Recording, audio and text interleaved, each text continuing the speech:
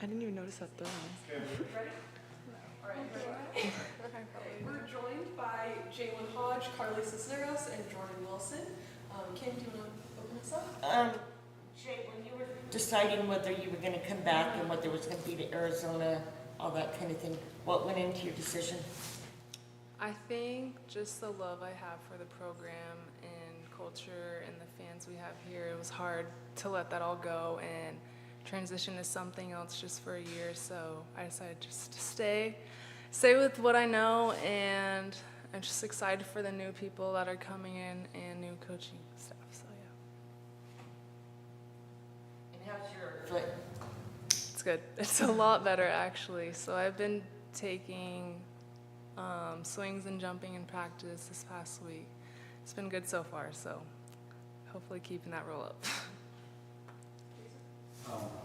Carly, did you have a relative who's either from Tucson or went to the U of A? Is that accurate or no? And if so, can you expand on that? I did not have a relative. I had a lot of family friends that came to U of A, but no relatives in my family.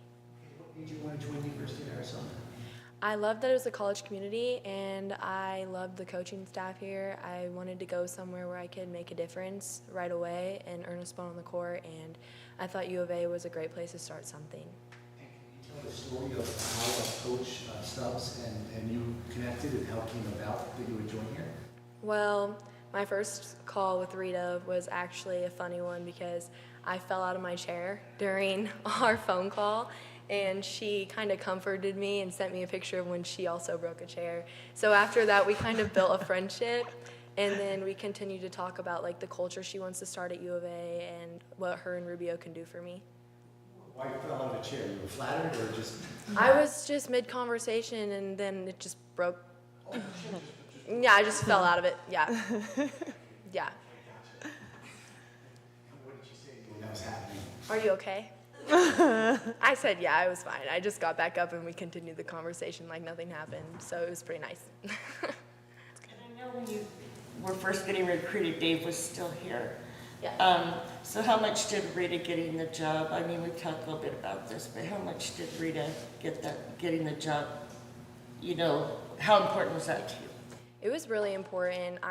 Me and Rita had a conversation when I was being recruited that in the chance that Rubio did retire, would she take over? And she heavily implied that like that was a very high possibility, and I knew I would only come here if Rita took over. Why? Because she's a great coach and she has experience at U of A, and I feel like she can help start something new, and I wanted to be a part of that. So for all three of you, how do you define the culture that Rita is building? I'm thinking. I'd say like it's gotten very competitive. I'd say like a lot of the girls here on our team, like we all have drive, we all have a goal that we really want to reach. We all want to make it to a tournament. We want to win. We want to ring. Like we all have such a competitive drive of helping each other get better and having each other's backs. I think that's like a huge difference, especially compared from this season to last season. Like a really big difference that I've seen is these girls are coming in the gym like ready to work, ready to put in all the effort, give their all to the team. So Yeah, I think just the competitive part and Rita recruiting girls that came from good clubs and other good programs. So I think just keep building on that part and getting players that know how to play and how to win. in high stress and high play situations. So yeah. And talking about that, the transfers into the program, I mean, you were coming home, but getting someone like Chiari to come in who, you know, she's been at programs who've been to the tournament, and this isn't home for her. Yeah. So how important is Rita getting those players to making you guys a better program? Super important. I think they just fill holes that we needed, that some people left or that we just didn't have in the past. So I think having Key now just opens the court for all the other pins and hitters and just the offense. So yeah. What do you make of that whole top recruit in the nation tag? I hear you're pretty humble, but apparently you're the #1 recruit in the nation. Do you like having that label? Does it mean anything to you? And what do you make of it? rankings aren't everything. The label is definitely nice to have, and it was definitely something that I had to work for. But yeah, no, there's always ways to go up. That was high school. That's rankings from the past. I have no records in college yet, so I have something to prove. Anything else for this group? All right, we'll bring the next group up. Nice. Thank you.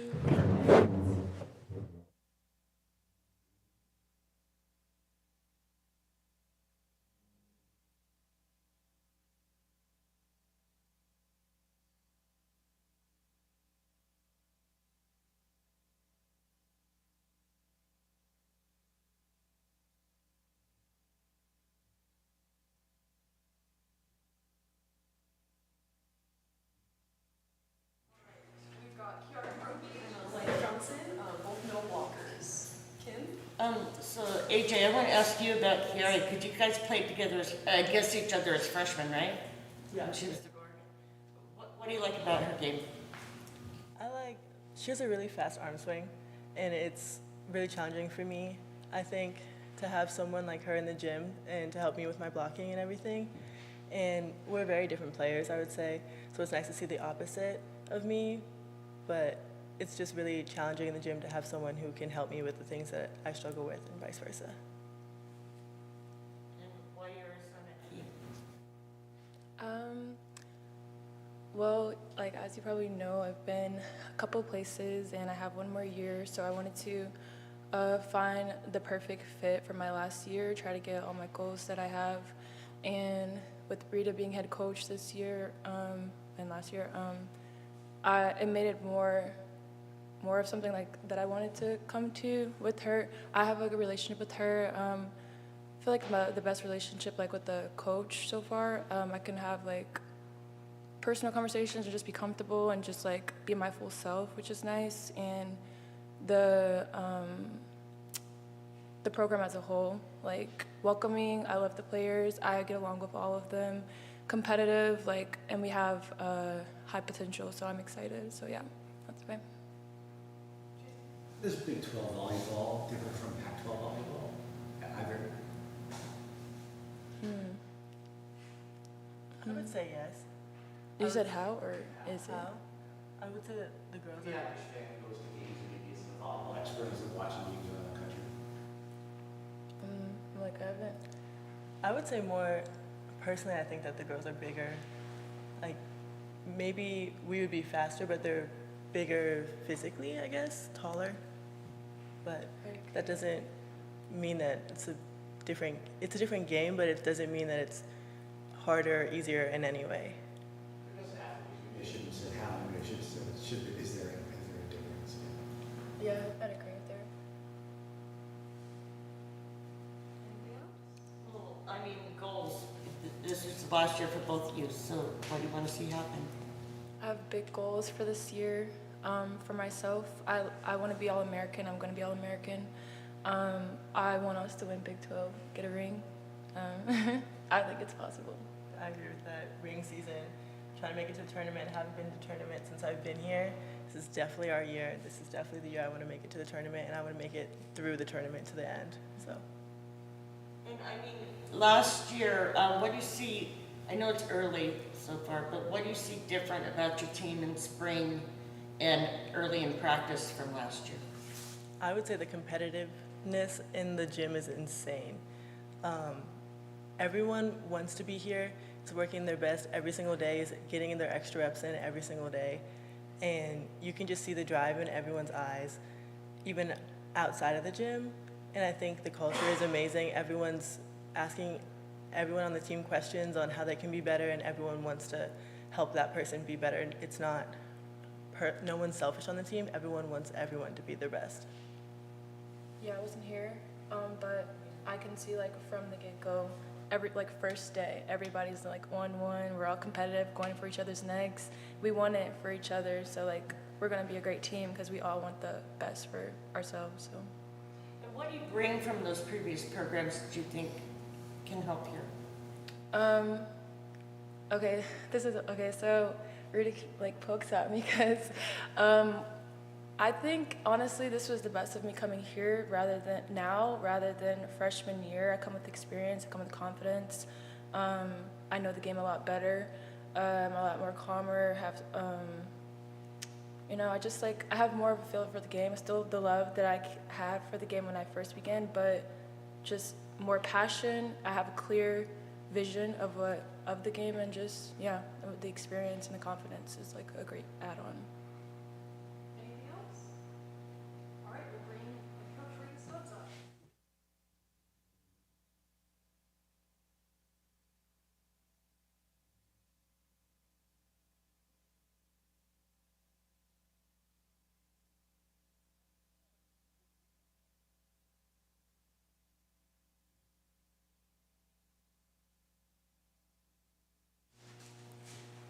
All right, we've got head coach Rita Stubbs. Kim, you want to take it away? Your newcomers, what are you seeing from them? What did they bring that you needed? Part of what I wanted when we were recruiting the young ladies to come in was individuals who knew how to win at their high school, win in club, All-American Gatorade Players of the Year, because it wasn't something that we focused a lot on in the past, because honestly, sometimes Dave didn't think we could get those type of players. And so I knew that in order for us to change the culture, to believe that we were winners, we had to bring in people who knew how to win, because we had the individuals that were athletic enough, they just had to learn how to play the game more. How do you foster the competitiveness that the ladies talk about? Well, one, I'm super competitive myself, and I'm probably that person that is trying to walk faster than you in the mall and to win, even though you didn't know it. And so I think our demeanor, our attitudes are very similar in that sense, and so we're able to talk about it. I mean, thus far, no one has operated in an unhealthy fashion, but we are starting to put some division in there within the teams in terms of the rankings of where we are. We have our red and blue scrimmage on Saturday, and so I know things are gonna quickly kind of turn a little bit. You'll get individuals who will feel like they can't do or they haven't been given the opportunity. However, we are statting everything, and so we're talking about it. Not stats doesn't work well for every individual, so I tell that individuals, don't worry about it, just do your job in the gym. But it's something that we're not going to shy away from. So we did a SWOT analysis the other day to talk about what is important and where we are. So that I don't like surprises, so we're talking about everything in advance. Put it that way. And what did I think you did some SWOT stuff last year, so what's different this year from last year in that analysis? It's similar in a sense of everyone wants to win, let's be honest. No one signs up to say, oh, I want to lose. Everyone wants to win, but now we have some depth in the positions that is viable. So in the past, we had bodies filling the spot, trying their best and their hardest, and that's not a knock against them. But I mean, this group of middles that we have, for example, we haven't had 4 physical middles of this caliber in a long time, if ever. So any given day you can change it out. And, you know, having Jaylen out there who's capable of playing on either pen, she puts pressure on individuals right away. And, you know, Jordan's trying to get in the back row, so she's working on that. And the goal is they all want to be on the floor. Whereas in the past, we've had players that just wanted to be a part of the program. You don't win, you don't do well, and those individuals start feeling some kind of way. So it was kind of not having that type of environment going on. Sounds like you've got a lot of talented young players, but certainly when you read Bibles and somebody's the #1 recruit in the country, it kind of jumps off at you. What makes Carly a good player? Carly came in the spring, and she literally held our team together. She was the type of kid I couldn't take off the floor. She feels so many needs, and she has this calm demeanor. I remember at a tournament, and I'm not sure if she remembers me telling her this in a conversation, but what I liked about her was she went up and she hit a ball and she got dug, and it was a great hit, and the girl was like, whatever, dog, that was easy type thing. And she didn't like flinch, she didn't get flustered or whatever. She went up and then she had another shot for it and beat her with an off-speed shot. And so she has game, and I think it rubs off on the other individuals watching her and seeing what she's trying to do and what she's accomplishing, that they start doing it as well. That's what happens when you have winners in your gym. Follow-up, can you tell a story of either recruiting her or being on the other end of the phone and the chair breaks, and however you want to go forward with that? Well, one, I laughed. I don't know how she didn't realize I laughed first, but she was just easy to talk to. And it was interesting because she didn't come to camp, and I didn't think we were going to get her. I don't think I told you that, but I didn't think we were going to get her, because typically if a young lady doesn't come on campus to kind of see what it's like here, then they think, Tucson, I don't want to be in that city. But once they get here, it's like, oh, it's a great place to be. I want to be here. So I was kind of sweating bullets in that sense. So I was just wanting to get to know her as much as possible and make sure that we can align on many levels. One of them is Christianity. So I knew that she was a believer, and that helped a lot in our conversation to keep things calm. And with Key, how did that recruitment go? 'Cause I know it's different with transfers, and I mean, I heard rumors, but I didn't expect it. So Why? Because she broke my heart twice, 3 times the charm. When she was at Oregon, I watched her a lot. Clearly you couldn't have her conversations, but I was always honestly praying over her because I could know her background. And so for me, it was more so coming through saying, hey, let me help you in the areas where you want to grow. Her goal is to be a professional athlete. You have to put her in a position where she can be a professional athlete, where she can be creative, where she can do the things that she needs to do to be able to play at the next level. But I also know that family is very important to her. She's an awesome big sister.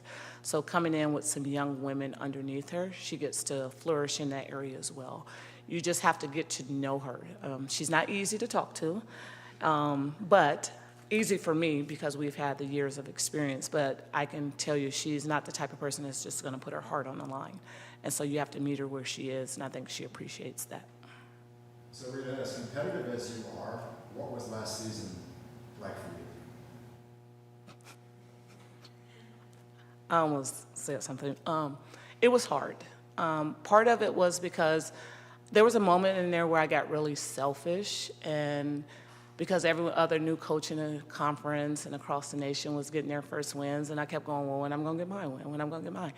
And that was the wrong mindset to have. It was probably my demise when I was a head coach before, was thinking like that. So I had to put all of that aside and go back to the basic fundamentals. Because one of the things I can say about last year is that I don't feel like we ever had a bad practice. I didn't have to pull out of them. It was teaching a lot because there was so many things they didn't know, and the whole group in general, just teaching them to believe. So once I let that go, then my competitive nature started going more because I'm like, this is going to be great. We just need this piece. This is going to be great. We're going to need that piece. But there was many a nights I did not sleep, and anyone knows me, I'm already up in the morning super early, so I was tired a lot last year. when you talk about Carly, everyone talks about her passing, and I know that's important for you guys, but her scoring, what makes her a good scorer? She sees the game. The game is slow for her. So what's in front of her, she knows everything that she wants to do, but she's so driven, which one of the things is when you have your better players on a team being your hardest workers, it makes life so much easier. She has a shot for everything. Anything else? What does it mean to be in a new conference, coaching in the last season of the Pac-12, playing in the Pac-12? What does it mean to be in the new Big 12? I have a love-hate relationship with it. I'm a Pac-10 baby, so I didn't want to see it go away, so maybe it'll come back. I'm not really sure. But every day is going to be a new day. I'm excited to go into the Big 12. There's no expectations when you go in there, so you're not playing Stanford, who everyone arguably knows, or the LA schools, so forth and so on. So going into a conference that is only up for us is exciting. Every player is able to go in not knowing anything. I've only been in one gym out of all the schools that we'll be playing at, so I'm excited for it. Anything else? All right, thank you guys. Thank you.